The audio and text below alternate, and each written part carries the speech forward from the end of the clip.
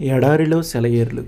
October 7 మీలో యెహోవాకు భయపడి ఆయన సేవకుని మాట వినువాడెవడు?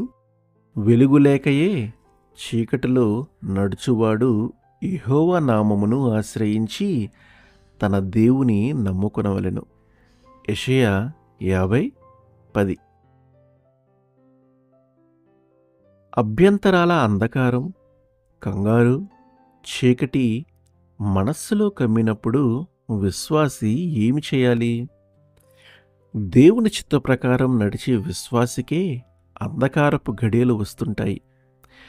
ఏమి చెయ్యాలో, ఎటువైపుకు తిరగాలో తెలియని క్షణాలు వస్తూ ఉంటాయి. ఆకాశంలో మబ్బులు కమ్ముకుంటాయి.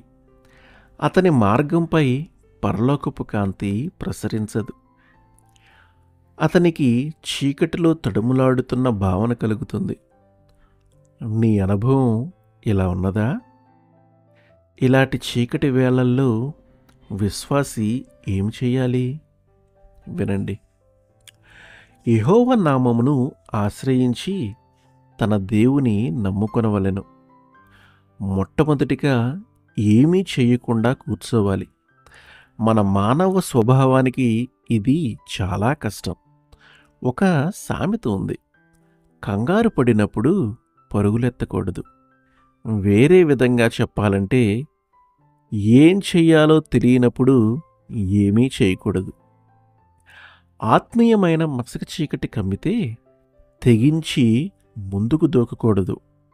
నీ జీవిత గమనాన్ని తగ్గించు. అవసరమైతే నీ నావకు లంగరు వేసేయి. కేవలం దేవుని మీద నమ్మకం పెట్టుకో. మనం నమ్మకం ఉంచితే ఆయన పనిచేస్తాడు. మన ఆందోళన ఆయన చేతుల్ని కట్టేస్తుంది. మన మనస్సులు అన్యాక్రాంతమై ఉన్నప్పుడు మన హృదయాలు కలవరపడతాయి. మనలను కమ్ముకున్న చీకటి మనలను భయపెడితే తప్పించుకునే మార్గం కోసం అటూ ఇటూ వ్యర్థంగా పరుగులు పెడుతూ ఉంటే దేవుడు మనకేమీ సహాయం చేయలేడు. దేవుని శాంతి మన మనస్సును చక్కబెట్టి మన హృదయానికి సేదతీరుస్తుంది. పసిపిల్లవాడిలాగా మన చేతిని ఆయన చేతిలో వెయ్యాలి. ఆయన మనలను తన ప్రేమ ప్రకాశంలోకి నడిపిస్తాడు. అడవుల్లో నుంచి బయటపడే మార్గం ఆయనకు తెలుసు. మనం ఆయన చేతుల్లోకి వెళ్దాం రండి.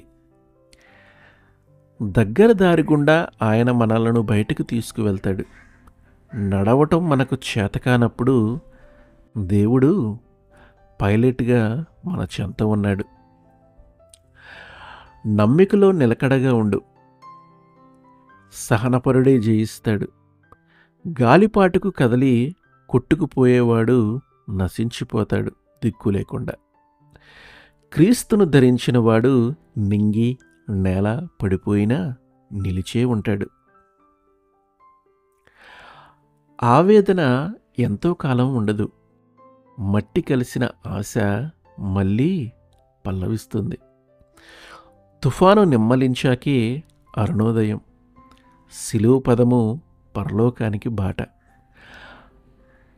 రాజ్యం తండ్రిదే, నమ్మండి. హృదయమా స్థిరంగా ఉండు. ఆమేన్.